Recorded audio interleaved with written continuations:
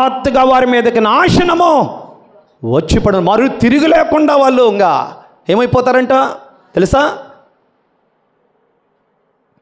ఒక్క మాట మాట్లాడాడు మోషే గారు. ఏంటో తెలుసా? బండతో మాట్లాడయ్యా అన్నాడు. ఫస్ట్ బండను కొట్టయ్యా నీళ్ళు ఇస్తానన్నాడు.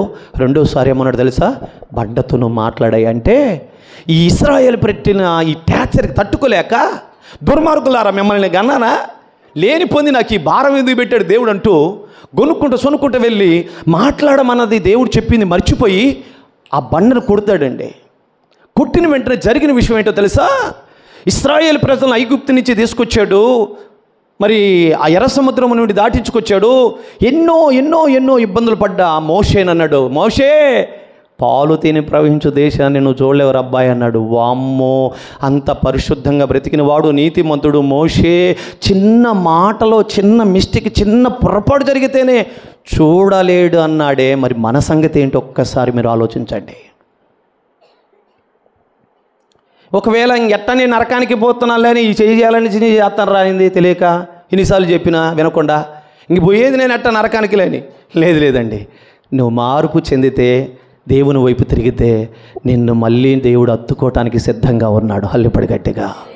తెలిసి తెలియక అన్నానయ్యా నా భర్తను అన్నాను, తెలిసి తెలియక అన్నానయ్యా నా భార్యను, తెలిసి తెలియక అన్నానయ్యా నా బిడ్డలను, తెలిసి తెలియక నా తోటికోళ్ళు అన్నాను, తెలిసి తెలియక నా అత్తమామలు అన్నాయా, తెలిసి తెలియక నా అన్నదమ్ములు అన్నానయ్యా. ఏదో పొరపాటైంది, బుద్ధి తక్కువైంది, ఇక మీదటి నే పొరపాటు చేయనయ్యా, నీకు వ్యతిరేకంగా నేను మాట్లాడనయ్యా, నన్ను క్షమించయ్యా అంటే నా దేవుని దగ్గర క్షమాపణ దొరుకుతుంది. కొట్టుగడిగా చప్పట్లో ప్రేమ బిడ్డలారా, క్షమించేవాడండి నా ప్రభు. ఎలాంటి దుర్మార్గునైనా క్షమిస్తాడైనా. ప్రేమించేవాడండి నా ప్రభు. ఆయన నమ్ముకున్న మనం ఎలా ఉండాలో ఒక్కసారి ఆలోచించండి ప్రేమ బిడ్డలారా. నాకు తెలిసి మీరు జాగ్రత్త గమనించండి, ఎంతవరకు వ్యతిరేకంగా ఇతరుల గురించి మనం మాట్లాడకుండా ఉండటమో అంత మంచిది. మంచిగాని చెడుగాని వారి గురించి మాట్లాడకుండా ఉంటామో, ఎంత మాట్లాడకుండా ఉంటామో మనకంత మంచిది. వాళ్ళ గురించి వీళ్ళ గురించి మాట్లాడకపోతే నీ కోసం ప్రాణం పెట్టి నిన్ను విడిపించి నిన్ను బాగు చేసి నీకు మంచి భర్తనిచ్చి, భార్యనిచ్చి, ఉద్యోగాన్నిచ్చి, వ్యాపారాన్నిచ్చి, సమస్తాన్ని పోషిస్తూ గాలినిచ్చి, నీరునిచ్చి నీ కాపాడుతున్న కన్న తండ్రి గురించి చెప్పొచ్చుగా. వాళ్ళ గురించి వీళ్ళ గురించి చెప్పకపోతే దేవుడికి చెప్పొచ్చు కదా, దేవుని గురించి చెప్పొచ్చు కదా. నా యేసయ్య నాకు ఈ మేలు చేశాడని చెప్పొచ్చుగా. చెప్పండి ప్రేమ బిడ్డలారా, దేవుడు మాట్లాడుతూ ఉన్నాడు మనతో. చూడండి అక్కడ ఎంత చక్కగా రాపుతున్నాడు తెలుసా? ఏమన్నాడు తెలుసా అండి? శరీరముతో చేసిన ప్రతి దానికి మనము క్రీస్తు న్యాయపీఠం ఎదుట లెక్క చెప్పాలి. మలాకీ గ్రంథం 3వ అధ్యాయం 5వ వచనంలో ఒక మాట అంటున్నాడు, చూద్దాం రండి. కొన్ని విషయాలు చెప్పిన త్వరగా నా మాటలు ముగిచ్చేస్తాను ప్రేమ బిడ్డలారా. తీర్పు తీర్చుటకై నేను మీ యొద్దకు రాగా శిలంగడ్రి వాడి మీదను, వ్యభిచారుల మీదను, అప్రప్రమాణికుల మీదను నాకు భయపడక వారి కూలి విషయములో కూలివారిని, విధవరాండ్రను, తండ్రి లేని వారిని బాధ పెట్టి పరదేశులకును అన్యాయము చేయువారి మీదను దృఢముగా సాక్ష్యము పలుకుదునని సైన్యములకు అధిపతియగు యెహోవా సెలవిచ్చుచున్నాడు. చూసారా ఎంతమంది బ్యాచి ఉన్నారు, వారందరికీ తీర్పు తీర్చడానికి ఆయన సిద్ధముగా రెడీగా ఉన్నాడట. రాండి మీ లెక్క నేను చెప్తా అని. అందుకే ప్రభు చెప్పాడు, అన్యాయము చేయవాడు అన్యాయము చేయనేమో, అక్రమము చేయవాడు అక్రమము చేయనేమో, నీతిమంతుడు నీతిమంతుడిగా ఉండనేమో, పరిశుద్ధుడిని పరిశుద్ధుడిగానే ఉండనేమో, వాని వాని క్రియలకు జీతము నేను తీసుకొని వస్తున్నానన్నాడు. ఎందుకు ఆ మాట అన్నాడు తెలుసా? ఎన్నిసార్లు చెప్పినా మారకపోయే వరకు ఇక మీరు వాడి జోలికి బాబా అక్కడ వాడిని అలాగనే వదిలిపెట్టండి, నేను చూసుకుంటాను అంటున్నాడు. ప్రేమ బిడ్డలారా ఆలోచించండి, జాగ్రత్త పడండి. ఇప్పటికైనా కళ్ళు తెరవండి, ఇప్పటికైనా మూర్ఖత్వాన్ని విడిచిపెట్టండి, అంధత్వంలో నుండి బయటికి రండి, చీకట్లో నుండి వెలుగులోకి రండి. దేవుడు వాక్యం ఏం చెప్తుందో దాన్ని విని దాని ప్రకారం నడవటానికి ఇష్టపడండి.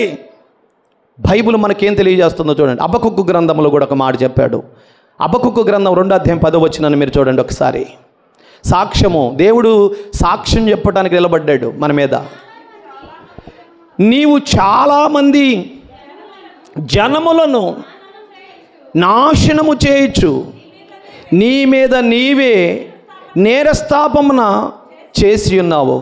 నీ దురాలోచన వలన నీ ఇంటి వారికి అవమానము తెచ్చి ఉన్నావు.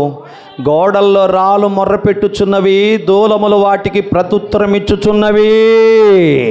అందుకే చెప్పానుగా, ఎవరు లేకపోయినా నువ్వు గదిలో మాట్లాడుకున్న గోడల్లో రాళ్ళు ఏం చేస్తాయంట చెప్పండి? మగరములు అంటే ఇంటి కప్పు ఏం చేస్తుందంట? దేవునికి మొర్ర పెట్టుచున్నది. ఏబేలు రక్తము భూమి మీద నుండి దేవునికి స్వరము మొర్రపెట్టినట్లుగా నీవు చేసిన అన్యాయమైన కార్యాలు, నువ్వు చేసిన పనికిరాని కార్యాలు, నువ్వు చేసిన చెడు కార్యాలు, నువ్వు మాట్లాడిన చెడు మాటలు, నువ్వు చేసిన నిందలు, నువ్వు చెప్పిన సాడీలు, వీటన్నిటిని బట్టి దేవుడు క్రీస్తు న్యాయపీఠం ఎదుట నిన్ను నిలబెట్టి లెక్కడగబోతా ఉన్నాడు. ఇవన్నీ సాక్ష్యము చెప్పటానికి రాబోతా ఉన్నాయి. ఇవన్నీ సాక్ష్యము చెప్పటకు రాబోతున్నాయి. అందుకే చెప్పాను, అరవబాక గోడలకు చెవులు ఉంటాయన్నావు కదా, అది వాస్తవమే, నువ్వు అన్నది నిజమే. ఏమున్నాయట చూడండి జాగ్రత్తగా. గోడల్లోనున్న రాళ్ళు మొర్రపెట్టుచున్నవి, దూలములు వాటికి ప్రత్యుత్తరము. మేము కూడా ఉన్నాం, మేము కూడా చెప్తాం నీతో పాటు సాక్ష్యం అని. ఇవి కూడా వస్తున్నాయంట ప్రేమను బిడ్డలారా. జాగ్రత్త, నీ పాపము నీ మీద సాక్ష్యం పలుకుద్ది. ఈరోజు మన అంశం అదే. నీవు చేసిన పాపమే. ఎవరో వచ్చి నీకు సాక్ష్యం చెప్పాల్సిన అవసరం లేదు. ఎవరో వచ్చి నీ ఎదురుగా నీకు వ్యతిరేకంగా వచ్చి మాట్లాడాల్సిన అవసరం లేదు. నువ్వు చేసిన పాపమే, నువ్వు చేసిన తప్పిదమే, నువ్వు మాట్లాడిన ప్రతి మాట రేపు నీకు వ్యతిరేకంగా నిలబడి సాక్ష్యం చెప్పబోతున్నాయి. నీ మీద నేరస్థాపన చేయబోతుంది. జాగ్రత్త సహోదరి సహోదరుడా. ఏ నేరము లేని వారిగా, నిందా రైతులుగా, దేవుణ్ణి, లోకాన్ని, మనుషుల్ని లేదా సహోదరుని ప్రేమించేవారిగా దేవుని ఎదుట నిష్కలంకమైన పావురముగా దేవుని ఎదుట మనం కనపడాలి. హల్లిపడి గట్టిగా. కపటము లేని వారిగా కనపడాలి, అబద్ధము లేని వారిగా కనపడాలి, అన్యాయము చేయని వారిగా కనపడాలి, నిరపరాధులుగా కనపడాలి, నిందా రైతులుగా మనం దేవుని ఎదుట కనపడాలి. తెలుసా ప్రేమ బిడ్డలారా, దేవుని వాక్యం చలవిస్తూ ఉంది ఈ మధ్యాహ్న కాల సమయంలో.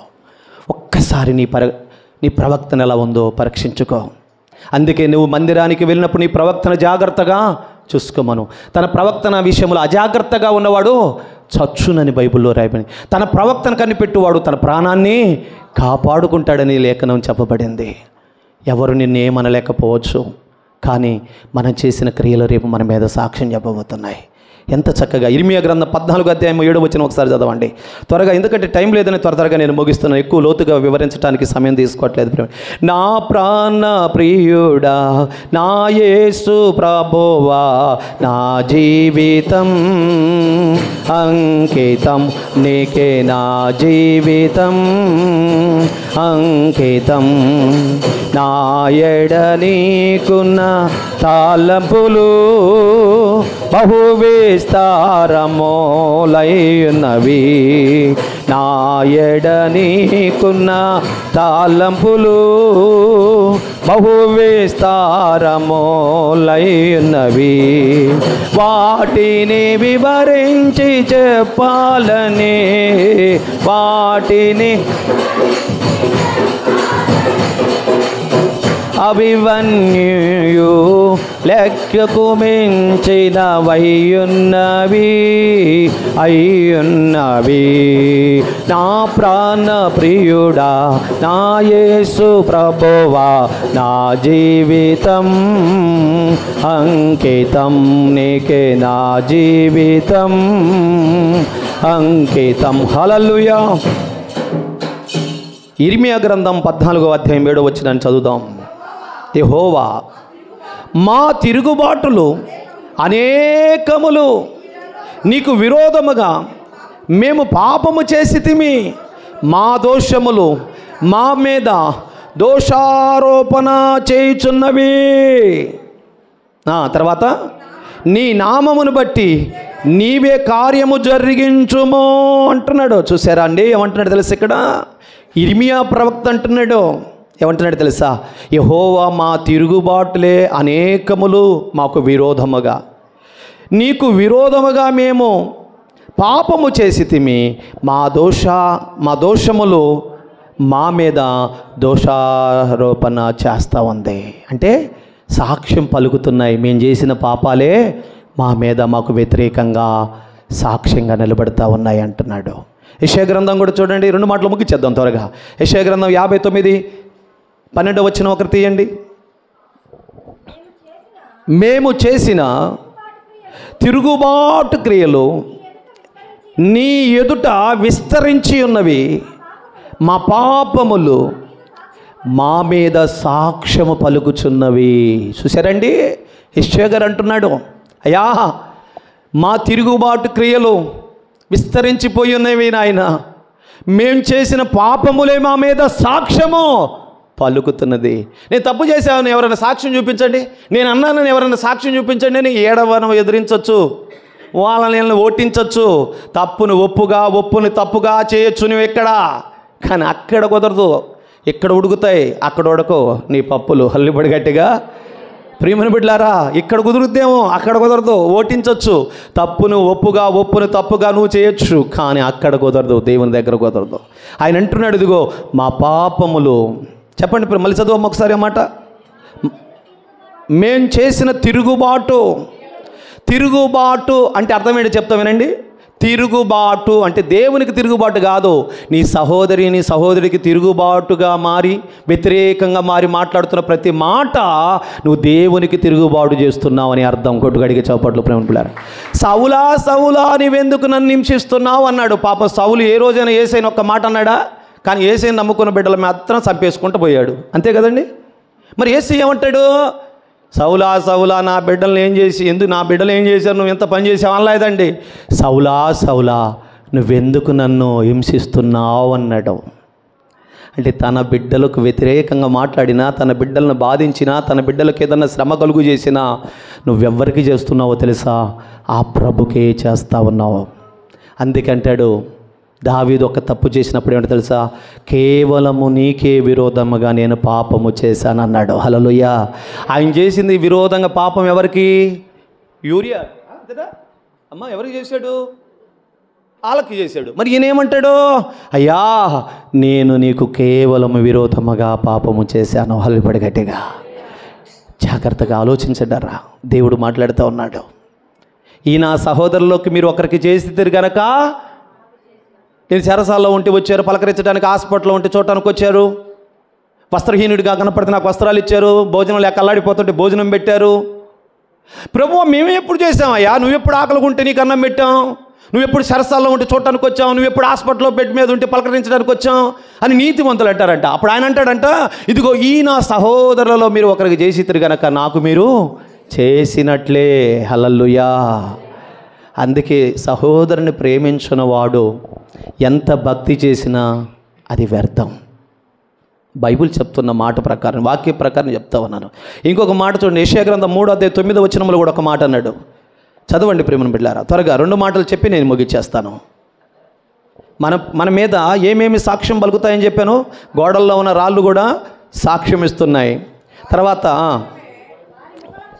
వారి ముఖ లక్షణమే వారి మీద సాక్ష్యమో ఇచ్చును అంటున్నాడు. వారి ముఖ లక్షణమే అంటే వారి ప్రవక్త లేదా వారు చేసిన పనులే వారి మీద సాక్ష్యం ఇచ్చును అన్నాడు.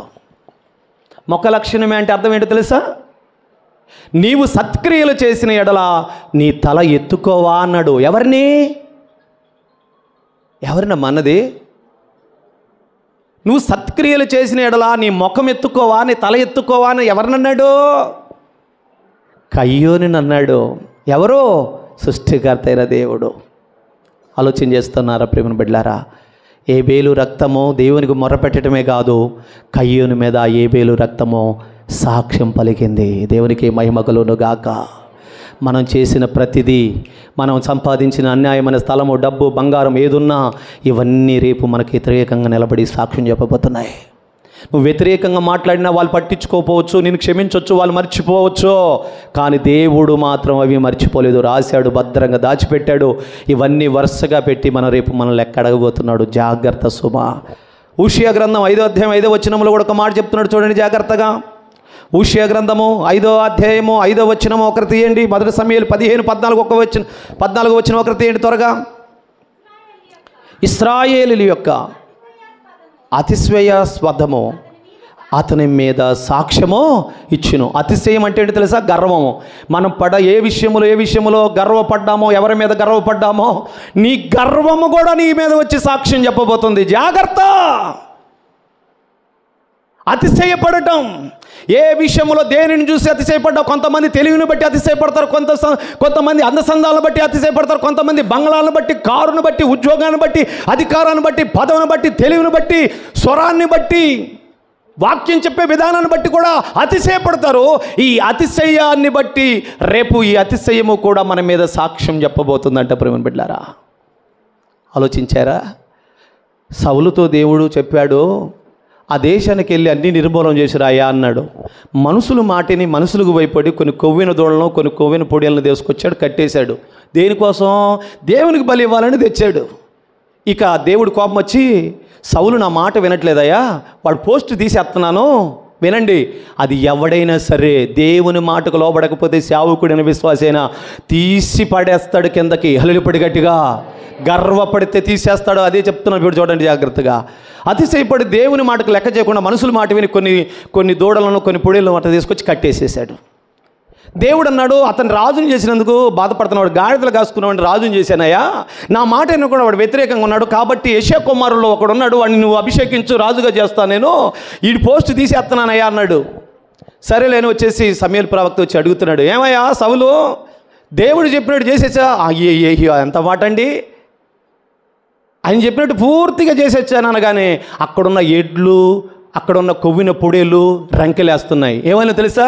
నోరు లేదులే, ఆడ రాయలేదులే, కానీ వమ్మమ్మ వాడు మాటలు నమ్మకాడు, పరికిమల్లుడు, ఇదిగో మమ్మల్ని పట్టుకొచ్చాడు, తీసుకొచ్చాడు, మేమే సాక్ష్యం అంటూ అక్కడున్న ఆ ఎడ్లు, అక్కడున్న గొర్రెలు, ఆ పొడేళ్ళు ఏదైతే దేవునికి బలి ఇవ్వాలని దేవునికి వ్యతిరేకంగా తీసుకొచ్చారో అవి సాక్ష్యం పలుకుతున్నాయి. ప్రేమ బిడ్డలారా, వెంటనే ఏం చేశాడు తెలుసా? రాజ్యం కోల్పోయాడు. లేకపోతే యేసు ప్రభువారు వచ్చేంత వరకు ఇశ్రాయేలు ప్రజలకు రాజుగా వారు ఎవరు వంశంలో ఉండాలో తెలుసా? ఎవరు వంశస్థులు ఉండాలో తెలుసా?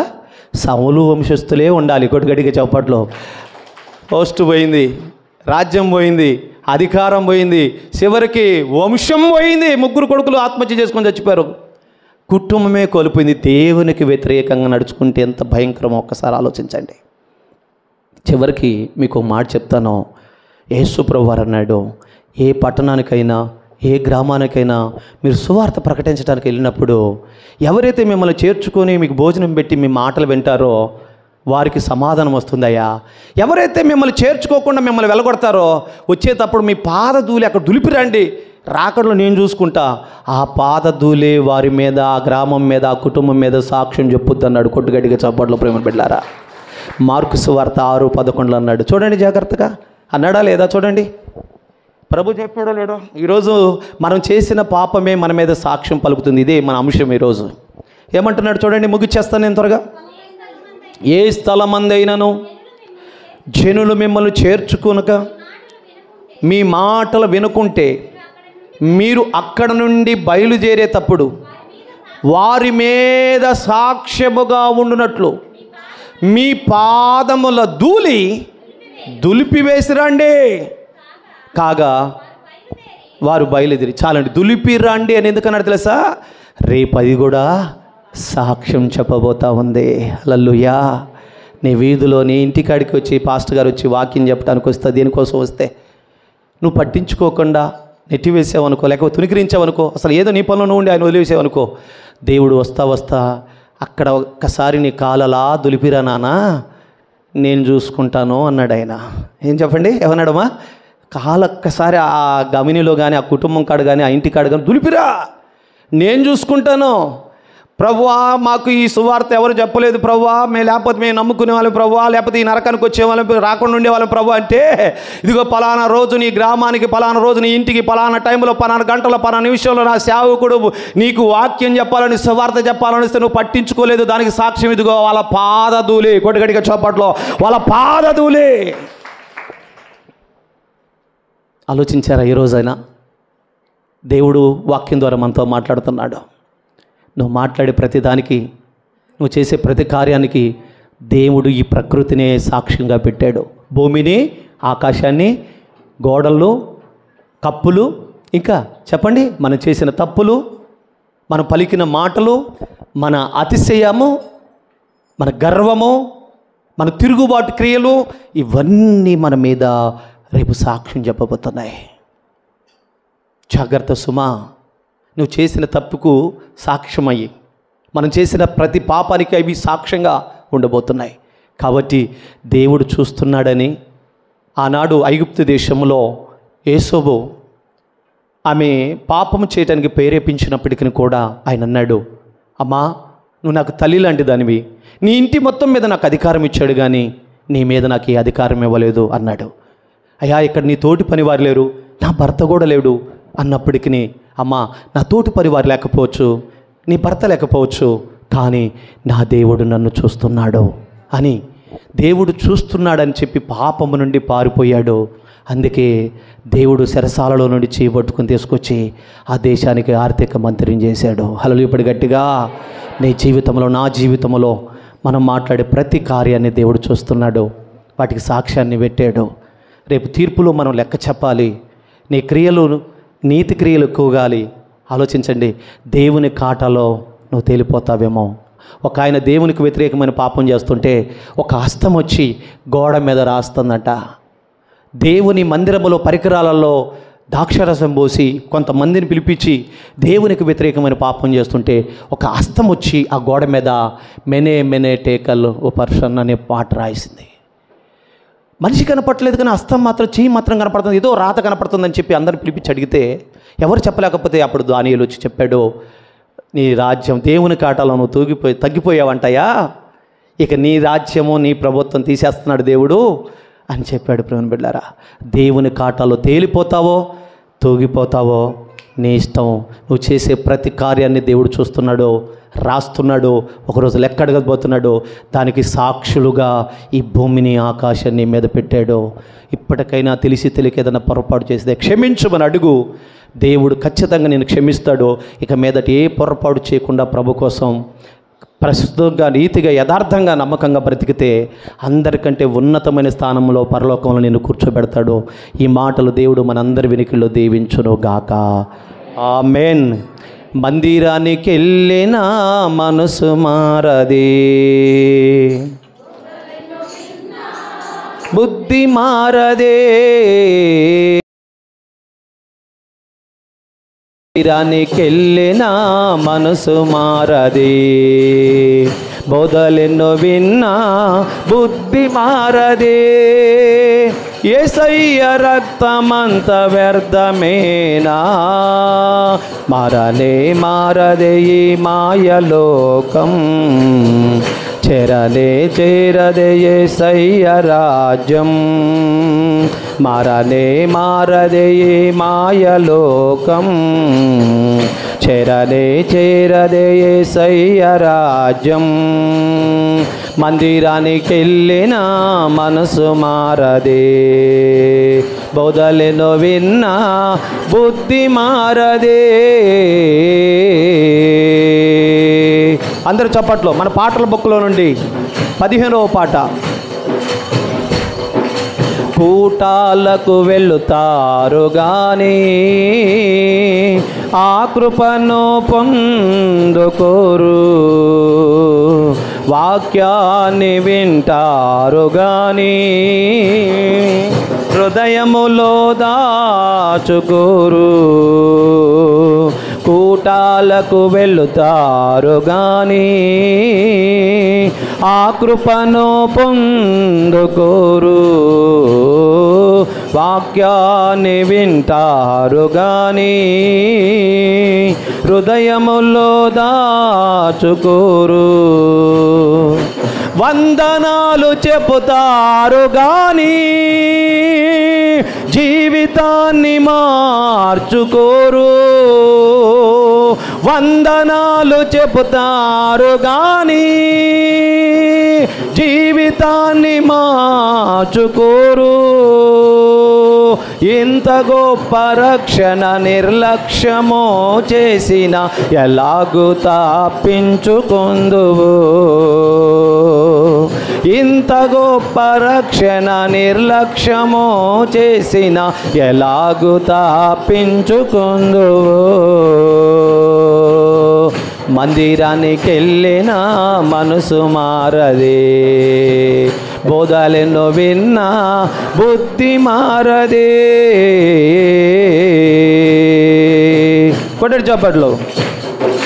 ప్రార్థనలు చేస్తారు గాని ప్రవర్తనను మార్చుకోరు, ఉపవాసము ఉంటారు గాని పాపాన్ని మానుకోరు. ప్రార్థనలు చేస్తారు గాని ప్రవర్తనను మార్చుకోరు, ఉపవాసము ఉంటారు గాని పాపాన్ని మానుకోరు. సంఘానికి వెళ్ళుతారు గాని సాడీలు మానుకోరు. మళ్ళీ పాడదాం.